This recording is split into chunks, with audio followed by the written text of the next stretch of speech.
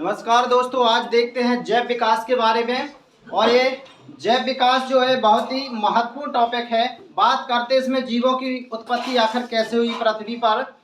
तो देखिए, पहले जो बात धार्मिक बात की बात कर ले, तो जीवन की जो उत्पत्ति हमारे जो बाइबल है, पुराण है और भी ऐसे अनेक धार्मिक ग्रंथ हैं, उन्होंने कहा था कि जो मनुष्य की उत्पत्ति हुई है ब्रह्मा जी से हुई है।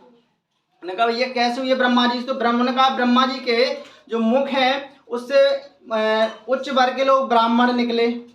फिर उन्होंने कहा उसकी जो ब्रह्मा जी की जो भुजाएं हैं उनसे क्षत्रियों की उत्पत्ति हुई।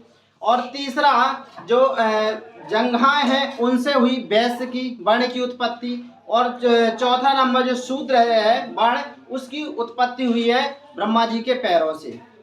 इस तरह से प्राचीन समय में 4 वर्ण पिछले थे और चारों वर्ण की उत्पत्ति ये मानी जाती है, लेकिन इससे ना वैज्ञानिक संतुष्ट होने वाले नहीं थे। फिर देखिए, एक और सिद्धांत आता है स्वतः जननवाद।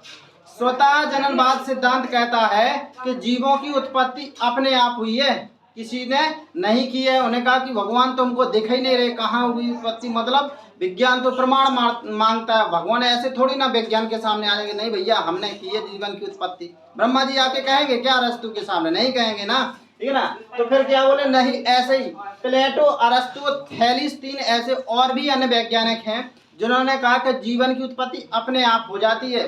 कि उन्हें क्या कहा, जीवन की उत्पत्ति अपने आप हो जाती है। बॉन हेलबेंट तो यहाँ तक भी नहीं रुके, उन्होंने तो सीधा मजाक ही बना दिया। बोले जीवन की उत्पत्ति करना है? बोले हाँ करना है। तो बोले आओ हम समझाते हैं। बोले कैसे? बोले मनुष्य के पसीने से भीगी हुई शर्ट को 21 दिनों के लिए भूसे में रख दीजिए, चूहे बन जाएंगे। सब लोगों को बड़ा मजा आया यार, ये तो बहुत अच्छी बात है। बोले तो मनुष्य कैसे उत्पन्न हो गए? बोले इसका हमको पता नहीं, आगे रिसर्च करेंगे तो बता देंगे। चूहों पर हमने रिसर्च कर लिया है और मतलब चूहे ऐसे उत्पन्न हो जाते हैं। तो बाद में और वैज्ञानिक आए, लुइस पास्चर और फ्रांसिस्को रेड्डी। उन्होंने बॉन हेलमंड को बुलाया। उन्होंने कहा कि तुम कह रहे हो ना कि मतलब जीवन की उत्पत्ति ऐसे ही हो जाती है। तो उन्होंने कहा चलो हम आपको करके दिखाते हैं कैसे होती है। तो देखिए, लुइस जो बाद में फ्रांसिस्को रेड्डी होते हैं, ये क्या करते हैं, एक बर्नी लेते हैं। बर्नी तो जानते हैं ना आप, मतलब पहले आया करती थी, कांच की होती थी, ऊपर ढक्कन लगा रहता था। तो उसमें उन्होंने क्या, मांस के टुकड़े को रख दिया। अब देखिए उन्होंने क्या किया कि 3 उन्होंने बर्नी ले ली। एक पर क्या कर दिया, बिल्कुल ढक दिया। एक पर क्या रख दिया, खुला रख दिया। और एक पर क्या रख दिया, रुई रख दी। अब उन्होंने देखा कि कुछ समय बाद जब उन्होंने देखा तो जो मतलब खुला रखा था उस पर बन गए, जीवाणु वगैरह पनप गए। और जो ये थे जिस पर रुई रखी थी उसमें कोई अंदर जा नहीं पाया, हवा जा रही थी, उसमें कुछ नहीं था। वो जो बंद था उसमें जीवाणु नहीं पनपे। उन्हें दिखाया बॉन हेलमंड को, इसमें जीवाणु क्यों नहीं उत्पन्न हुए, इसमें क्यों उत्पन्न नहीं हुए, जो खुला रखा है उसमें जीवाणु उत्पन्न कैसे हो गए। तो फिर उन्होंने फ्रांसिस्को रेड्डी ने उनको समझाया कि जीवन की उत्पत्ति जीवों से ही होती है। इसमें जीव घुस नहीं पाए क्योंकि बंद था। एक था रुई, उसमें ऑक्सीजन तो जा सकती थी, जीव नहीं जा सकते। इस वजह से वो अपने डिंबक नहीं दे पाए, अंडे नहीं दे पाए। इस वजह से डिंबक नहीं बने, वो छोटे छोटे जीव, उसमें जीवाणु नहीं पनप पाए। यहाँ तक नहीं माने तो लुइस पास्चर आए, फिर वैज्ञानिक लुइस पास्चर ने ऐसा किया। उन्होंने 3 फ्लास्क लिए। फ्लास्क जानते हैं आप लोग? फ्लास्क का मतलब ऐसे ऐसे गोल मटोल ऐसे, और इसमें ऐसी ये लगी हुई थी ऐसे। तो उन्होंने पहले क्या कर दिया, ऐसे 3 ले लिया और मतलब मांस को उसमें उबाल दिया, तो एक शोरबा टाइप का बन गया मांस का, समझ रहे ना। फिर उन्होंने क्या किया, एक को ऐसी खुला छोड़, मतलब पहले उनको क्या कर दिया, रुई से ढक दिया। उसके इस छिद्र को, यहाँ पर रुई से उन्होंने इसको ढक दिया। तो देखते इसमें कोई जीवाणु उत्पन्न नहीं होते हैं। अब वो क्या करते हैं, इसको तोड़ देते हैं, इसको ऐसे, तो ऐसे तोड़ देते हैं उसको। फिर देखते हैं कि कुछ समय बाद उसमें जीव उत्पन्न हो जाते हैं। तो इस तरह से ये जो स्वतः जननवाद वाले थे, प्लेटो थे, अरस्तु थे, बॉन हेलमंड थे, इनकी जो मतलब स्वतः जननवाद जो सिद्धांत था कि जीव तो ऐसे ही उत्पन्न हो जाते हैं, वो क्या हो जाता है, उनका अमान्य कर दिया जाता है। क्योंकि इन्होंने तो मजाक ही बना दिया था कि ऐसे जीव उत्पन्न हो जाते हैं। अब देखिए आगे आता है एक प्रयोग जैव रसायनवाद, मिलर और यूरे। इन्होंने बहुत मेहनत किया और इन्होंने बताया कि मतलब ऐसा एक प्रयोगशाला डेवलपमेंट किया उन्होंने कि जो प्राचीन समय में वातावरण था उस समय जो जीव उत्पन्न हुए थे वैसे, जैसे उस समय मीथेन, अमोनिया, H2C और जल इसकी मात्रा थी। फिर क्या हुआ कि इसको मतलब इन्होंने क्या किया, थोड़े गर्म किया, ये वाष्प में बदल गए। फिर इन्होंने क्या किया, मतलब उसका संघनन किया और साथ में इन्होंने जिस तरह से उस प्राचीन समय बिजली चमकती है ना, वैसे इन्होंने दीप्ति दी, मतलब प्रकाश दिया इलेक्ट्रिक उससे। तो फिर देखते हैं वो ऐसे मतलब कार्बनिक पदार्थ का निर्माण हो जाता है जो जैसे अपने न्यूक्लिक अम्ल और ऐसे जो इसमें रहते हैं कोशिका द्रव्य में, आपके इसमें केंद्रक द्रव्य में, जो मतलब जीवन का आधार होते हैं, जिनसे जीवन का उत्पत्ति हुई, कार्बनिक पदार्थ, प्रोटीन, इन सब चीज़ों की। तो इस तरह से वो देखते हैं कि इनसे जीव की उत्पत्ति हुई है और ये प्रमाण सबसे आज भी ऑथेंटिक माना जाता है, प्रमाणित माना जाता है कि जीव की उत्पत्ति ऐसे हुई थी। अब देखिए फिर क्या हुई, एक चार्ल्स डार्विन वैज्ञानिक थे। डार्विन का देखिए, डार्विन की बात करें तो इनका जन्म 1809 में हुआ था और मतलब इन्होंने 1809 में जन्म हुआ था इनका।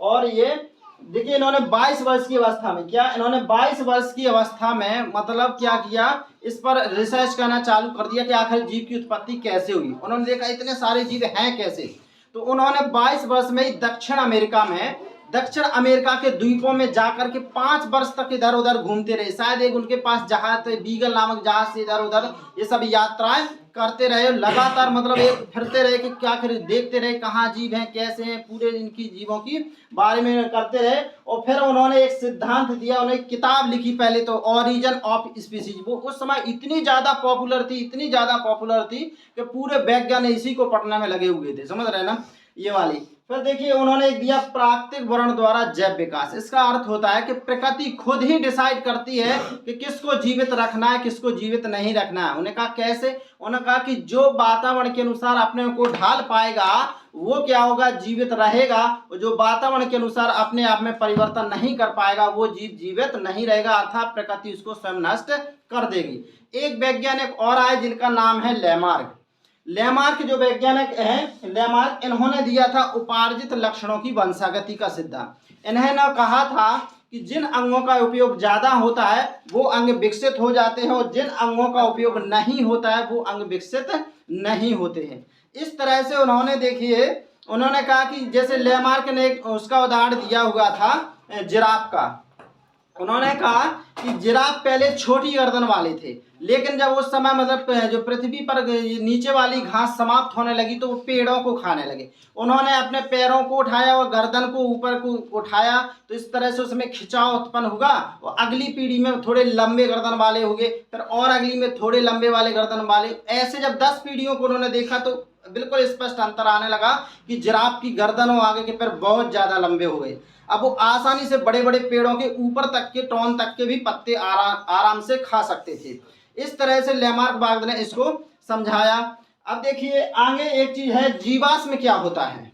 जीवाश्म देखिए ऐसे जो प्राचीन समय में जो जीव पाए जाते थे उनके अवशेष का मतलब ऐसे कि जैसे वो जीव थे वैसे की वैसे पत्थरों में प्रतिरूप बन गए उनके, वैसे की वैसे। बिल्कुल आप देख करके करो, बिल्कुल से बता दोगे कि ये जीव है, ये पौधा है, क्योंकि बिल्कुल सेम का सेम वैसा ही का वैसा पत्थर में इम्प्रेस बन जाते हैं, उसके मतलब चिन्ह बन जाते हैं। तो जैसे आप है, आप कीचड़ से चल दोगे तो आपके पैर पता नहीं चल जाएंगे कि जानवर गया कि मतलब मनुष्य गया है, बता तो कर सकते हैं कि नहीं कर सकते हैं। तो ऐसे ही मतलब उसमें इम्प्रेस बन जाते तो आप बता सकते हैं कौन सा जीव है। तो इस तरह से ये क्या होते हैं, जीवाश्म कहलाते हैं। अगर बात करें समजात अंगों की तो ऐसे अंग जो मतलब क्या है, उत्पत्ति में तो समान हो लेकिन कार्य में अलग अलग हों। बात कर लीजिए अपने हाथों की, मनुष्य के हाथों की, चमगादड़ के पंखों की। मनुष्य हाथ से अलग काम करता है, चमगादड़ उड़ती है, लेकिन उनकी उत्पत्ति जो है मतलब कैसे हुई, अग्रपाद से हुई है। काम अलग अलग हैं और उत्पत्ति एक ही स्थल से हुई है। अब होता है एक समवृत्ति अंग। समवृत्ति मतलब ऐसे अंग जो कार्य में तो समान होते हैं लेकिन उनकी उत्पत्ति कैसे होती है, अलग अलग होती है। जैसे देख लीजिए आप कि पक्षी के पंख और तितली के पंख। पक्षी के पंख देखिए क्या होते हैं, उनके अग्रपाद का रूपांतरण है, लेकिन तितली में तो ऑलरेडी पहले से 4 पैर होते हैं, मतलब उसके जो पंख होते हैं वो अलग उसके बने होते हैं, वो निर्जीव होते हैं, उनमें मतलब मांसपेशी मतलब ब्लूड वगैरह का सप्लाई नहीं होता है। इस तरह से वो अग्रपाद का रूपांतर नहीं है। तो ये क्या है, आपकी काम एक सा कर रहे, वो भी उड़ने का काम कर रहे पक्षी भी और तितली भी, लेकिन उनकी उत्पत्ति अलग अलग स्थान से। एक और आप महत्वपूर्ण बात है, एक और टॉपिक है जो है अवशेषी अंग। अवशेषी अंग जीव में ऐसे अंग कहलाते हैं जो प्राचीन मानव में तो रहे होंगे लेकिन अब वो मतलब अंग काम के नहीं है। प्राचीन समय में तो मनुष्य में रहे होंगे वो अंग, और अब वर्तमान में वो अंग क्या है तो लेकिन उनका काम नहीं है तो लेकिन उनका काम नहीं है, ऐसे अंग कहलाते हैं आपके अवशेषी अंग। जैसे आपके शरीर पे बालों का कोई काम है क्या? कोई काम नहीं है, ठीक है। बाह्य कर्ण पल्लव इसका कोई काम नहीं, ये वाला इसका कोई काम नहीं है। हमारे आंख में एक निमेषक झिल्ली होती है, उसका कोई काम नहीं है। हमारे मुंह में पीछे का सबसे बड़ा लास्ट का दांत अकल दाढ़ कहलाती है, उसका भी कोई काम नहीं, क्योंकि वो मतलब भोजन चबाने के काम नहीं आता है। एक और बर्मी फॉर्म अपेंडिक्स होती है, उसका भी कोई काम नहीं है। पुच्छ कशेरुक मतलब जैसे बंदरों में जहां से पूंछ उत्पन्न होती है ना, क्योंकि पहले माना जाता है कि मनुष्य की उत्पत्ति कपी से हुई थी, समझ रहे ना। तो कुछ मनुष्य में अभी क्या है ना, पूंछ भी मतलब पहले पूंछ हुआ करती थी लेकिन वो धीरे धीरे विलुप्त होगी, लेकिन अभी भी कुछ उसमें थोड़ा उसका अवशेष रहता है। तो ऐसे बहुत सारे अंग जो क्या होते हैं, अवशेषी अंग हो कहलाते हैं, ठीक है।